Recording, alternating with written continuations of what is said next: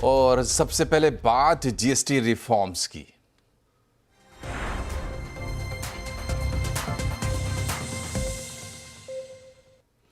Economy और बाजार के लिए आज डी डे है। प्रधानमंत्री मोदी ने लाल किले के प्राचीर से जिस दिवाली गिफ्ट की बात की थी उसको जमीन पर उतारने की शुरुआत हो गई है। आम आदमी पार्टी को राहत और इकोनॉमी को टॉनिक देने के मकसद से जीएसटी काउंसिल की 2 दिन की बैठक चल रही है। Trump tariff demand slow down geopolitical tension के बीच ये बैठक काफ़ी अहम है। इसमें नेक्स्ट जनरेशन रिफॉर्म की नींव रखने की कोशिश होगी। जीएसटी रिफॉर्म से जुड़े सभी पहलुओं पर हमारी बारीक नज़र है। हमारे सभी रिपोर्टर आपके लिए पल पल की अपडेट्स लेकर आ रहे हैं। हमारे साथ जुड़े हैं आलोक प्रियदर्शी और असीम मनचंदा। सबसे पहले आलोक, ये बताइए कि बैठक अभी भी चल रही है, क्या कुछ मंथन हो रहा है, क्या निकल कर आया है? बिल्कुल, देखिए बैठक चल रही है। सुबह 11 बजे से बैठक शुरू हुई थी। कई सारे मुद्दों पर चर्चा हो चुकी है, लेकिन अभी जो मुद्दा चल रहा है वो राज्यों के कंपनसेशन सेस को खत्म करने के बाद अब उनका क्या अल्टरनेटिव होगा, कैसे उनके नुकसान की भरपाई होगी। इस मुद्दे पर स्टेट्स अपनी बात रख रहे हैं, अपने राज्य को कितना नुकसान होगा। जो नया जीएसटी रिफॉर्म लागू हो रहा है, रेट में कटौती हो रही है, उसके बाद क्या राज्यों की स्थिति होगी, इस नुकसान का आकलन वो बता रहे हैं। और ये भी चाह रहे हैं कि जो जीएसटी काउंसिल की बैठक है उसमें इसका कोई समाधान जरूर निकले, क्योंकि अभी भी जो कंपनसेशन सेस जब खत्म होगा उसको लेकर उसके बाद क्या मैकेनिज्म होगा, एडिशनल लेवी होगी या क्या होगा, इस पर कोई अभी तक कह सकते हैं कि अभी तक साफ नहीं हो पा रहा है। लिहाजा वो चाहते हैं इस बात का आश्वासन कि राज्यों के नुकसान की भरपाई कैसे की जाएगी। लिहाजा जो तमाम मुद्दे जो कि फोर फ्रंट पे थे, खासतौर से 2 रेट स्लैब की बात हो रही थी, 2 मेन रेट स्लैब की बात हो रही थी, बहुत सारे जो आइटम्स के दामों में कटौती की बात हो रही थी, अभी ये सब लगभग होल्ड पे है। हालांकि राज्यों ने साफ तौर पे कहा है, अंदर भी ये कहा है कि हम किसी भी इस प्रपोजल से हम मना नहीं कर रहे हैं, ये बिल्कुल जायज है। अगर लोगों के हित में कोई फैसला है तो उसको लिया जाना चाहिए, लेकिन साथ ही साथ जो राज्यों का नुकसान हो रहा है इस जो बड़े रिफॉर्म की वजह से, उसके लिए भी इस जीएसटी काउंसिल से समाधान निकलना चाहिए। तो लिहाजा इस पूरे मुद्दे पर डेलिब्रेशन चल रहे हैं, राज्य अपनी अपनी बातें रख रहे हैं और उम्मीद की जा रही है कि अभी बैठक थोड़ी देर और चल सकती है और ये बैठक हो सकता है कि अगर आज खत्म होगी तो फिर दोबारा कल रिज्यूम भी होगी और तमाम जितने भी जो पेंडिंग इश्यूज हैं, चाहे उसमें हेल्थ इंश्योरेंस को पर जीएसटी नील करने का मसला हो या फिर बहुत सारे आइटम्स पे 28% से घटाकर 18% करने का मसला हो या 5% पर एसेंशियल आइटम्स को ले जाने का मसला हो, कार के दरों में कटौती का मसला हो, ये सारे मामले अभी एक तरह से कहें तो अभी होल्ड पे ही हैं। अभी तक इस पर कोई फाइनल एक तरह से जीएसटी काउंसिल में सहमति नहीं बन पाई है। ऐसे लगता क्या है आलोक, जो रेट कट की बात हो रही है तो कौन से ऐसे खास प्रोडक्ट्स हैं जिन पर सबकी नज़र है, कहाँ कहाँ असर दिखेगा? बिल्कुल, देखिए सबसे जो मेन है वो है कार।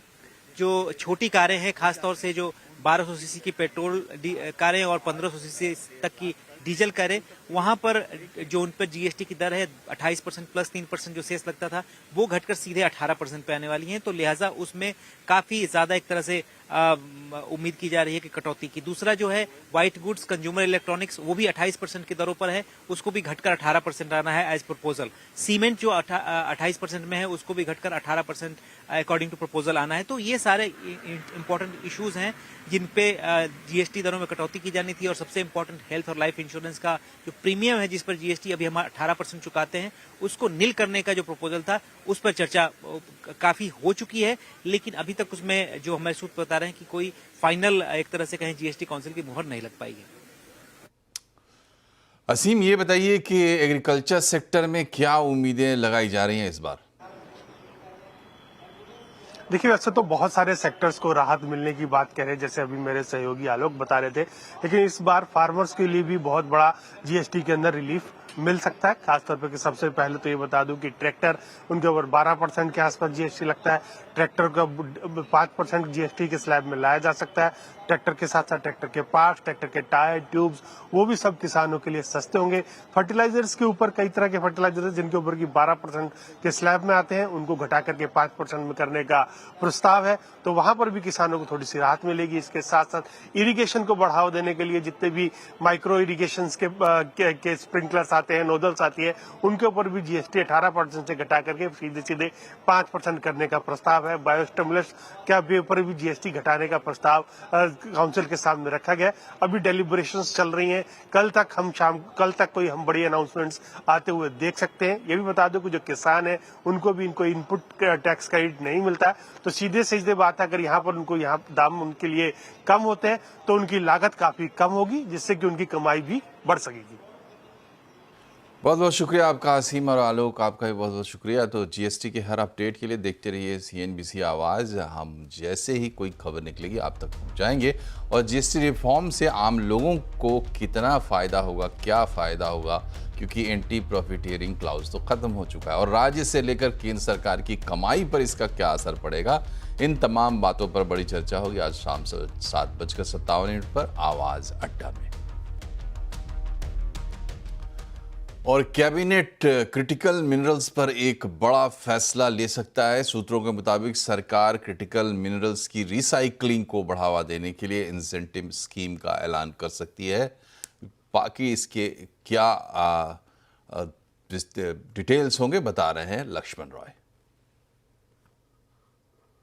देखिए, कैबिनेट के जो फैसले हैं संभावित, उसमें उसको अगर आप देखें हाल की घटनाओं से तो आप ज़्यादा आसानी से समझ पाएंगे।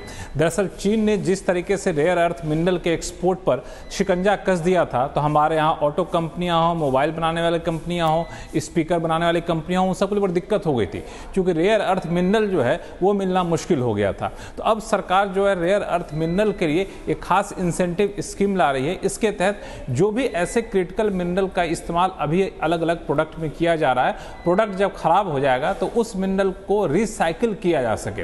रिसाइकिल कर देंगे तो रिसाइकिल करके फिर उसका इस्तेमाल कर सकेंगे, तो इंपोर्ट पर निर्भरता खत्म हो जाएगी, या फिर कह सकते हैं कम हो जाएगी। तो इसके लिए सरकार एक इंसेंटिव स्कीम तैयार की है, जिसको आज कैबिनेट की बैठक में मंजूरी मिलने की संभावना है। इसमें शुरू में तो ऐसे 1500 करोड़ रुपए दिए जाएंगे, लेकिन आगे चल के रकम बढ़ाई जाएगी। 5 साल के लिए इंसेंटिव स्कीम होगी। इसके तहत कॉपर हो, लिथियम हो, निकल हो, कोबाल्ट हो, रेयर अर्थ मिनरल्स हो, इन सब को रिसाइकिल करने वाली इंडस्ट्री को सरकार जितनी ज़्यादा रिसाइकिल करेगी इंडस्ट्री, उतना ज़्यादा इंसेंटिव देगी। तो इस लिहाज से ये फैसला कैबिनेट में जो प्रस्तावित है वो काफ़ी महत्वपूर्ण है, और आज शाम में इस पर अंतिम मंजूरी मिलने की संभावना है। अब बात करते हैं बाजार की। बाजार में आज आखिरी घंटों में शानदार तेजी आई। आखिरी घंटों में बाजार निचले स्तर से निकलकर रिकवर किया, और मार्केट की डिटेल्स बता रही है कंचन नौटियाल। तो हफ्ते का तीसरा कारोबारी दिन फाइनली बाजार में अच्छी खासी रिकवरी आज के सत्र में हमें आती हुई दिखाई दी है। निफ्टी की बात कर ली जाए, bank Nifty, Sensex, mid caps और स्मॉल कैप चारों ही जगह पे, चारों ही फ्रंट में, यानी कि अगर हम समझे तो ब्रॉडर मार्केट में जो बुल्स का जोश है वो हायर साइड में जाता हुआ दिखाई दिया है। अब देखते हैं कि स्टॉक स्पेसिफिक एक्शन किस तरीके का रहा है। सेक्टर स्पेसिफिकली बात करी जाए तो मेटल शेयर्स में अच्छी खासी चमक देखने को मिली है। स्टॉक के लिहाज से टाटा स्टील, हिंडाल्को, साथ ही साथ जीएसडब्ल्यू स्टील और कोल इंडिया में अच्छे खासे हमें गेन्स देखने को मिले। देखते हैं कि पेन कहां पे देखने को मिला है। Infosys, Nestle India, HDFC life और विप्रो आज थोड़े प्रेशर के साथ बंद हुए हैं। इनफैक्ट आज पूरे ही आईटी पैक में हमें एक जो बियर्स का जोश है वो आता हुआ दिखाई दिया। बात करते हैं कि मिड कैप के ऐसे कौन से शेयर्स हैं जिनमें बढ़त देखने को मिली है। Sell, Sundaram Finance, Poonawalla Fincorp और येस बैंक में अच्छे खासे गेन्स रहे हैं, और कुछ शेयर्स में से खबरों के लिहाज से भी काफी ज्यादा बजिंग थे आज के सत्र में। लूजिंग पॉकेट में Phoenix Mills, MRF, AB Fashion and Retail और साथ ही साथ इंडस्टार यहाँ पे खबरों के लिहाज से भी एक दमखम था, जिसके बाद यहाँ पे सेकेंड हाफ में गिरावट देखने को मिली है। मारुति सुजुकी ने अपनी नई और दमदार मिड साइज एसयूवी विक्टोरिस को लॉन्च किया है।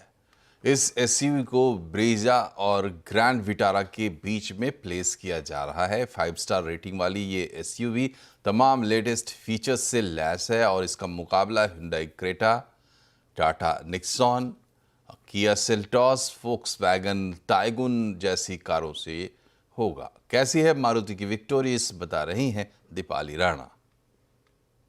मारुति ने अपनी ऑल न्यू एसयूवी विक्टोरियस को लॉन्च कर दिया है, और इसकी पोजीशनिंग एज एक्सपेक्टेड ब्रेजा और विटारा के बीच में की गई है। लेकिन कंपनी इस गाड़ी के थ्रू यंग कस्टमर्स को टारगेट कर रही है, इसीलिए टेक लोडेड भी है और सेफ्टी लोडेड भी है। अगर आप डिज़ाइन भी देखेंगे तो काफ़ी स्लीक डिज़ाइन इसको दिया गया है। इसका अपराइट हुड है, स्लीक हेडलैम्प्स मिलते हैं आपको, ऑप्टिमल बीम हेडलैम्प्स मिल रहे हैं, स्लीक ग्रिल फ्रंट में मिलती है। ब्लैक क्लैडिंग जो इसको एसयूवी फील देती है वो गाड़ी के चारों तरफ दिखाई देगी। इनफैक्ट 18 इंच के व्हील्स इसमें मौजूद है। इंटरेस्टिंग ये है कि अगर आप इसका साइड प्रोफाइल देखेंगे तो ये आपको काफ़ी लंबी गाड़ी दिखाई देगी। ये जो बेल्ट है वो भी एंड तक स्ट्रेच्ड है। 10 कलर ऑप्शंस में ये मिल रही है। डुअल टोन कलर ऑप्शन भी इसके साथ दिया गया है। पीछे की तरफ दिखाएं तो सिमिलरली जो स्लीक डिज़ाइन थीम है वो पीछे की तरफ भी कैरी फॉरवर्ड होती हुई दिखाई देती है। ये आपको मल्टीपल स्क्वायर डिज़ाइन के एक कनेक्टिंग एलईडी टेल लाइट्स दिखाई देगी। यहाँ पर विक्टोरिस की लेटरिंग मौजूद है। क्योंकि इसमें स्मार्ट हाइब्रिड ऑप्शन के साथ भी आएगी, ऑल ग्रिप टेक्नोलॉजी भी है तो वो बैजिंग भी दिखाई दे रही है। एक और खास बात, इसमें आपको सेगमेंट फर्स्ट पावर टेलगेट मिलता है विद जेस्चर कंट्रोल। ये फीचर आपको इस सेगमेंट की बाकी गाड़ियों में नहीं मिलता है, यानी आप सिर्फ एक जेस्चर के थ्रू इसको ओपन कर सकते हैं। गाड़ी के अंदर भी डुअल टोन थीम आपको दिखाई देगी। बकेट स्टाइल की सीट है और जो इसका डैशबोर्ड है वो हॉरिजॉन्टल और एक स्ट्रेच्ड फॉर्मेट में है। ये ब्लैक इल्यूमिनेशन इसमें दी गई है। 9 इंच का इंफोटेनमेंट स्क्रीन मिल रहा है जो कि विटारा में भी मौजूद है। 10.25 इंच का डिजिटल ड्राइवर डिस्प्ले दिया गया है। यहाँ पर स्टीयरिंग पर काफी सारे कंट्रोल्स मौजूद हैं। पैडल शिफ्टर्स भी आपको मिल रहे हैं। नीचे की तरफ अगर आप सेंट्रल कंसोल में देखेंगे तो आपको वायरलेस चार्जिंग पैड तो मिलता है ही। यहाँ पर फोन स्टोरेज की स्पेस है। सिमिलरली यहाँ आप ये 2 बटन्स देख रहे हैं। दरअसल अब आपको विक्टोरिस में काफ़ी सारे सेगमेंट फर्स्ट फीचर्स मिलते हैं। फॉर इंस्टेंस जो ड्राइवर सीट है उसमें 8 तरीके से आप एडजस्टमेंट कर सकते हैं। ये पावर्ड एडजस्टमेंट है और जो दोनों फ्रंट सीट्स हैं वो वेंटिलेटेड सीट्स हैं, इसीलिए उनको कंट्रोल करने के लिए यहाँ ये फंक्शन मौजूद है। पेनोरामिक सनरूफ नहीं, लेकिन बड़ी स्मार्ट सनरूफ आपको इसमें मिलती है। और मारुति सुजुकी के senior executive officer marketing and sales से खास बातचीत की दीपाली राणा ने। पहले ये माना जा रहा था कि एक ऐसा प्रोडक्ट रहेगा जो कि ब्रेजा या फिर विटारा के बीच में आएगा, बट अभी क्लोजर टू विटारा ज़्यादा दिखाई दे रहा है। पहली चीज़ है कि आपने ये बहुत अच्छा समझा है कि हमने ये पोजीशनिंग जो की है यंग इंडियन कस्टमर के लिए की है। क्यों की है, मैं आपको ये बताना चाहता हूँ। ये गाड़ी के अंदर में जो एक यंग इंडियन कस्टमर मांगता है, एक्सपीरियंसेस मांगता है, theatre on wheels, shopping on wheels, tech lab on wheels, safety की यदि हम बात करें तो एडास 2 है 10 फीचर के साथ में। रिलैक्स गाड़ी चलानी है, मैं इंजॉय कर रहा हूँ। ऑटोमेटिक गाड़ी जो है आपकी ब्रेकिंग करेगी यदि सामने कोई गाड़ी आ जाती है। आप इसके म्यूज़िक सिस्टम को इंजॉय करके देखिए, एम्बियंट लाइटिंग को आप देखिए इसके अंदर में है। तो जो एक आज एक यंग इंडियन कस्टमर मांगता है वो इस गाड़ी के अंदर में सब कुछ दिया है। तो कहने का मतलब ये है कि इसीलिए इस गाड़ी को हम बोल रहे हैं गॉट इट ऑल। जो भी एक यंग इंडियन कस्टमर का दिल मांगता है, दिल चाहता है, वो हमने सारी चीज़ें इसके अंदर में प्रदान की है। विटारा से ज़्यादा प्रीमियम फीचर्स इसमें मिल रहे हैं, एडवांस फीचर्स मिल रहे हैं। लेवल 2 एडास की आपने बात की, पहली मारुति गाड़ी है जिसमें फीचर्स मिल रहे हैं, उसके बावजूद भी अरेना के थ्रू इसको बेचा जाएगा। वजह देखिए, मैंने आपको कहा ना, ये प्रोडक्ट की पोजीशनिंग होती है।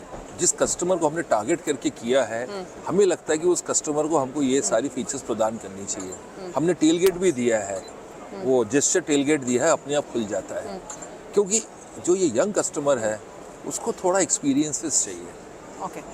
जबकि जो हमारा ग्रैंड विटारा है उसकी पोजीशनिंग जो है बड़ी प्रीमियम है। उसका अलग ही है, उसकी स्टाइलिंग सब कुछ अलग है, आप देखेंगे। मतलब इसके बायर्स कंफ्यूज नहीं होंगे दोनों गाड़ियों के, दोनों हम लोग के बहुत अलग-अलग क्लियर बायर्स हैं हैं। ओके। कि बायस बड़े अलग हैं। उसके बड़े ही यंग कस्टमर हैं हमारे इस गाड़ी के लिए। उसके जो कस्टमर्स हैं, they have arrived in their life, they are looking for something premium, sophisticated. और यहाँ रुकते हैं एक छोटे से ब्रेक के लिए, लेकिन खबरें अभी और भी हैं, बने रहिए हमारे साथ।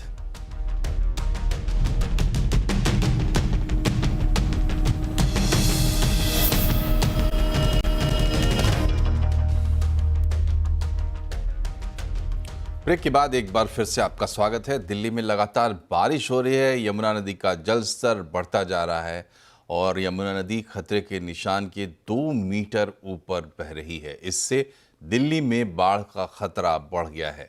लगातार बारिश के कारण सड़कों और निचले इलाकों में पानी भर गया है। रेल यातायात पर भी असर पड़ा है। कुछ ट्रेनों को या तो डाइवर्ट किया गया है या फिर रद्द ही कर दिया गया है। कुछ ट्रेनों को शॉर्ट टर्मिनेट भी किया गया है। प्रशासन स्थिति पर नजर रखे हुए है और राहत कार्यों में जुटा हुआ है।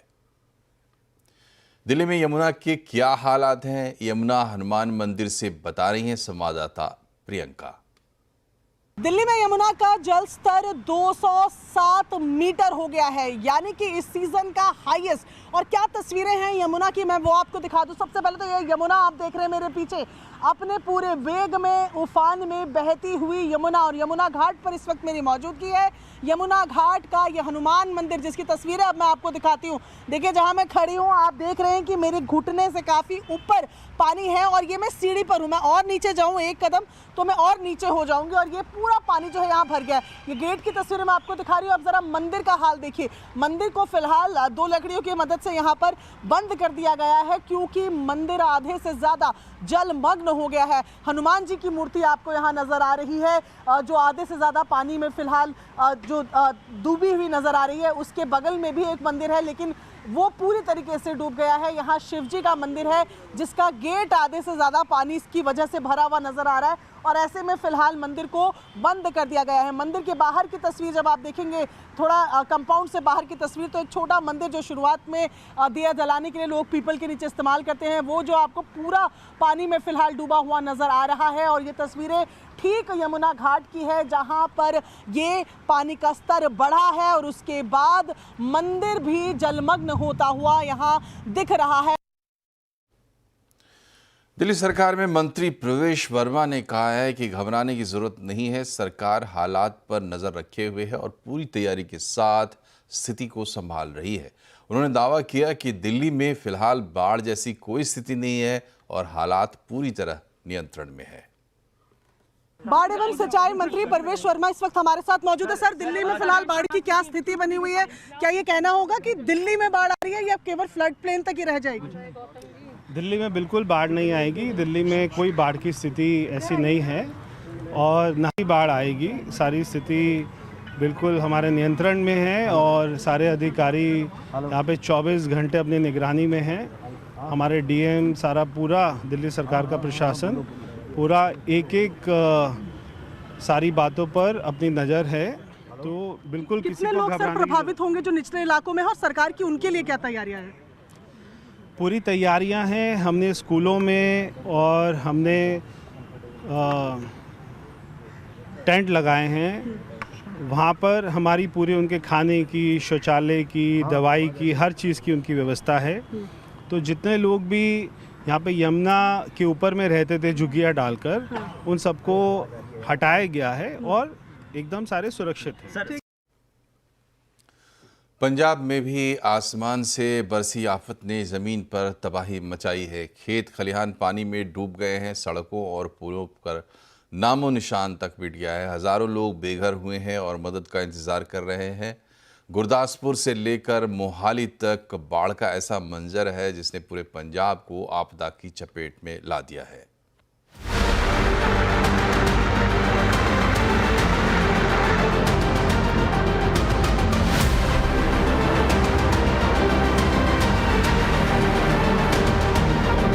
पंजाब इस वक्त बाढ़ की मार झेल रहा है।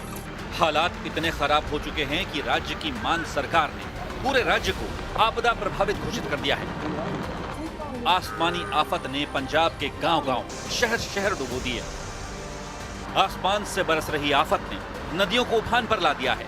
खेत खलिहान जलमग्न हो चुके हैं और गांव की गलियों में नावें तैरती नजर आ रही हैं। अमृतसर, गुरदासपुर, फिरोजपुर से लेकर मोहाली तक हर जिले से तबाही की तस्वीरें सामने आ रही हैं।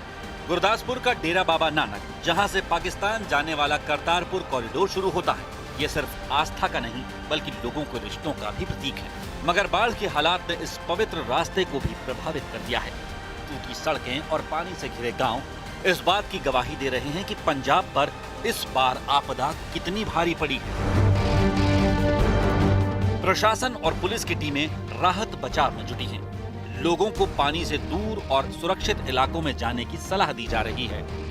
गुरदासपुर के माढ़ा रोड पर एक बार फिर कनेक्टिविटी टूट गई है, क्योंकि रावी नदी का पानी सड़कों के ऊपर से बह रहा है।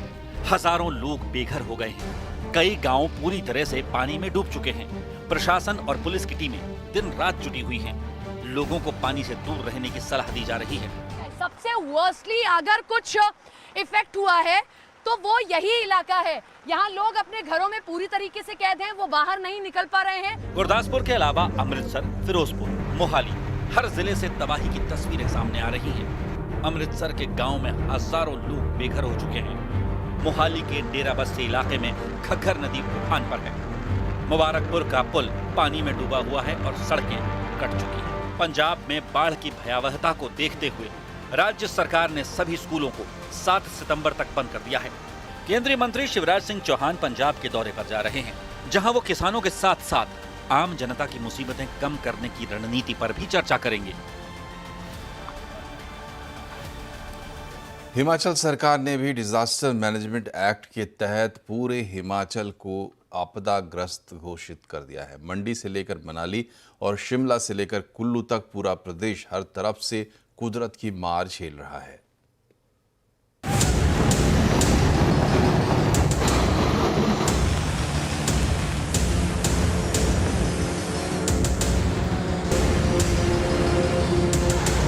मंडी से लेकर मनाली और शिमला से लेकर कुल्लू तक हिमाचल प्रदेश हर तरफ से कुदरत की मार झेल रहा है। मंडी जिले के सुंदरनगर उपमंडल के जंगम बाग इलाके में अचानक पहाड़ी का हिस्सा गिर गया। मलबे के नीचे 2 घर दबकर पूरी तरह तबाह हो गए। हादसे में अब तक 6 लोगों की मौत हो चुकी है। एक माँ बेटे के शव घर की छत काट कर निकाले। वहीं स्कूटर समेत दबे एक शख्स की भी मौत हो गई। मौके पर अभी भी राहत और बचाव काम जारी है। वे कोशिश कर रहे हैं कि पहले घर में भी जो 2 व्यक्ति मिसिंग हैं उनको ढूंढ लिया जाए। वो पर्याप्त मशीनरी इक्विपमेंट लगा के प्रयास जारी है। रेस्क्यू टीम को अंदेशा है कि अभी भी मलबे में कई लोग दबे हो सकते हैं। कुदरत का कहर सिर्फ मंडी में ही नहीं देखने को मिला है, बल्कि मनाली से डरा देने वाली तस्वीरें सामने आई हैं, जहां मनालसू नाले का जलस्तर अचानक बढ़ गया और एक टेम्पो ट्रैवलर बीच नाले में फंस गया। हालांकि स्थानीय लोगों की मदद से ड्राइवर को बाहर निकाल लिया गया और कोई जानी नुकसान नहीं हुआ है। उधर कुल्लू में भी कमोबेश स्थिति खतरनाक बनी हुई है। कुल्लू के इनर अखाड़ा बाजार इलाके में अचानक पहाड़ी का बड़ा हिस्सा दरक गया। घटना के बाद मौके पर अफरा तफरी मच गई। स्थानीय लोगों ने जैसे तैसे भागकर जान बचाई। हादसे में 2 लोगों के दबे होने की आशंका जताई जा रही है। राहत बचाव काम में एनडीआरएफ, फायर डिपार्टमेंट और पुलिस की टीमें लगी हुई हैं। बारिश की वजह से ऑपरेशन में मुश्किलें आ रही हैं। मानसून की मार राजधानी शिमला में भी देखने को मिली है, जहां शिमला के रामपुर बुशहर के पास नोगली में सतलुज उफान पर है। सतलुज के किनारे भू कटाव से जमीन धंस रही है। वहीं नदी के किनारे बने विश्वकर्मा मंदिर का एक हिस्सा चंद सेकंड में गिर गया। मंदिर का किचन और टॉयलेट ताश के पत्तों की तरह बिखर कर ध्वस्त हो गए। हादसे का वीडियो भी सामने आया है। पूरे हिमाचल प्रदेश पर कुदरत का कहर बरपा है। 20 जून से शुरू हुई मानसून सीजन में लैंडस्लाइड, सैलाब और बादल फटने से अब तक 300 से ज्यादा लोगों की मौत हो चुकी है। मौसम की मार से हिमाचल के लोग दहशत में और मौसम विभाग की अगले कुछ दिनों में भारी बारिश की चेतावनी ने उन्हें खौफजदा कर दिया है। जम्मू कश्मीर में भी भारी बारिश से हालात बिगड़ चुके हैं। अखनूर में दरिया में सैलाब आने से कई घर बह गए। इस बीच अखनूर के करीब 40 लोग नदी के सैलाब में फंस गए, जिन्हें सुरक्षित निकालने के लिए बीएसएफ ने हेलीकॉप्टर से रेस्क्यू ऑपरेशन चलाया। तो फाइनली 8 घंटे के बाद हेलीकॉप्टर पहुंचा है और उन 40 से ज्यादा लोगों की जिंदगियां बचाने के लिए अब मेहनत मशक्कत यहाँ पर कामयाब होती दिख रही है। तस्वीरों में देखिए, विशाल अब दिखाने की कोशिश करें कि हेलीकॉप्टर, हालांकि मौसम अपना मिजाज बार बार बदल रहा है और बेहद मुश्किलें हेलीकॉप्टर को भी हो रही थी, लेकिन फाइनली हेलीकॉप्टर पहुंचा है और रेस्क्यू टीम जो है वो यहाँ पर पहुंची है और यहाँ पर से 40 से ज्यादा लोगों को बचाने की पूरी कवायद लगातार जारी है। इससे पहले एसडीआरएफ की टीम यहाँ पर पहुंची थी, लेकिन वो बहते जो पानी का बहाव था बहुत तेज था। ऐसे में रेस्क्यू करने में बेहद ज्यादा मुश्किलें हो रही थी। तो इस बुलेटिन में फिलहाल इतना ही, लेकिन खबरों का सिलसिला लगातार जारी रहेगा और खबरों पर अपडेट रहने के लिए आप CNBC आवाज़ से जुड़े रहें। हम सोशल मीडिया पर भी मौजूद हैं। नमस्कार।